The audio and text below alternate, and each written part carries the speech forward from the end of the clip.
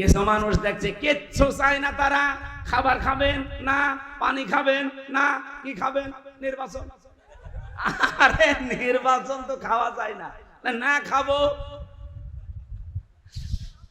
একটা উপন্যাস পড়ছিলাম, আমার জীবনের একটা পেশা না নেশা আমি জানি না, উপন্যাস দেখলে সে ছোটবেলা থেকে আমার পড়ার অভ্যাস।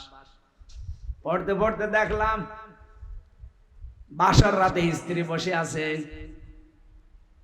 দাদি শাশুড়ি এসে বলছে, ওই বউ কি করবা জানি না, আমার কিন্তু পুতি চাই। বলছে, দাদি একটু সময় দেন আমারে। শাশুড়ি এসে বলছে, বৌমা আমাদের কিন্তু নাতি চাই। বলছে, মা আপনি সময় দেবেন না। দেবর আর ননদ এসে বলছে, ভাবি কি করবা জানি না, আমাদের কিন্তু ভাতিজা চাই। বলছে, আমারে সময় দাও। স্বামী এবার এসে বলছে, বউ কি করবা জানি না, আমার কিন্তু বেবি চাই।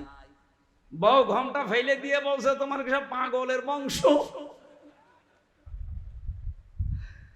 এখনো বাসরই হয়নি, 10 মাস 10 দিন যায়নি, কেউ বেবি চাই, কেউ নাতি চাই, কেউ ভাতিজা চাই। আমি কি ডাউনলোড করে নিয়ে আসবো? আমার সময় দেওয়া লাগবে না? তুমি এসে এদিকে বাসর ঘর বাদ দিয়ে ঘুমিয়ে পড়ছো আর বলছো আমার বেবি চাই, আমি কোথায় পাবো? সময় দেওয়া লাগবে না? কথা বলেন। কাজ করা লাগবে না? এখনো তো কাজ করতেই বাকি আছে।